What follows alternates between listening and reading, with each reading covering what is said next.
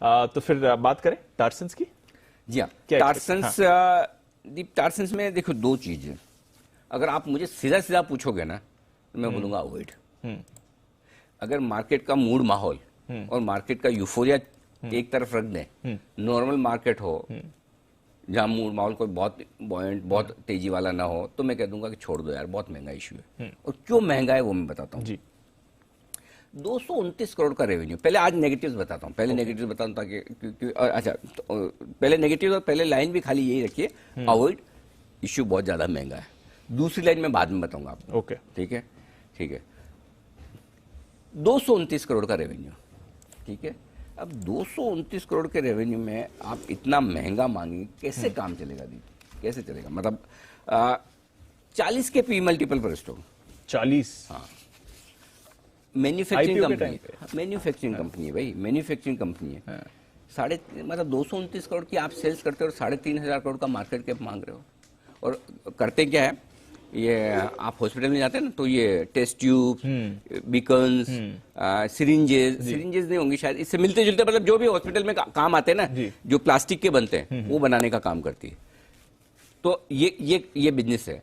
तो आपका raw material plastic से रिलेटेड जो भी वो होता है, वो ग्रेन्यूल्स वगैरह वो होते हैं, आप बनाते हो और बेचते हो। 40 का पी मल्टीपल है, प्राइस टू बुक वैल्यू 12 है, और मार्केट कैप टू सेल्स 14 का मल्टीपल। भाई हमसे नहीं होगा। मतलब पैसा बन जाए अलग बात है, लेकिन मुझसे नहीं होगा जी, ठीक है।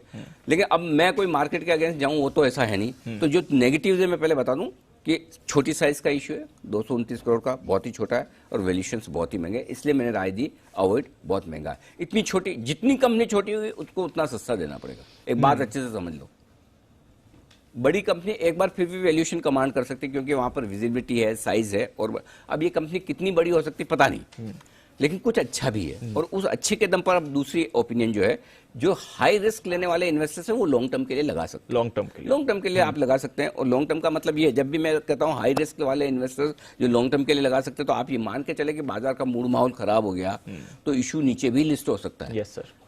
जैसा आप आके जैसे आज आईटीसी खरीदते हैं 235 240 में, 220 हो सकता है ना, 10% निकल सकता है ना, वैसा ये भी हो सकता है। लेकिन आप 10% निकलने पे आईटीसी बेचते नहीं जी, करेक्ट। तो लॉन्ग टर्म इन्वेस्टर्स के लिए ये रिस्क रहेगी कि वो कभी भी लिस्टिंग के बाद नीचे आ भी सकता है। तो अगर आप लॉन्ग टर्म इन्वेस्टर्स हैं और रिस्क लेने की ताकत है, छोटी कंपनियों को समझते हैं, 500 करोड़ की कंपनियों को, तो आप पैसा लगा सकते हैं। ठीक है। तो आप अपने आप को पहचानिए, कंपनी को पहचानने के बजाय कि आपको रिस्क लेनी है या नहीं लेनी, लेनी है। और हाई रिस्क वाले रिस्क लेना जानते हैं, लगा लीजिए। ठीक। अब पॉजिटिव क्या है जी, फाइनेंशियल ट्रैक रिकॉर्ड बहुत बढ़िया है, इसमें कोई डाउट नहीं। डेटा दीप आप देखेंगे ना, तो इनके profit margin too good to believe, too good to believe, मतलब कुछ ज्यादा ही अच्छे हैं। आरओसी मतलब return on capital, return on equity, और रिटर्न आरओई और आरओसी प्लस ऑपरेटिंग मार्जिन्स बहुत बढ़िया है अनडाउटेडली। पुराने प्रोमोटर्स हैं, लंबा ट्रैक रिकॉर्ड है, 1983 से कारोबार कर रहे हैं। जो अच्छी चीजें वो हैं, इसमें कोई डाउट नहीं है।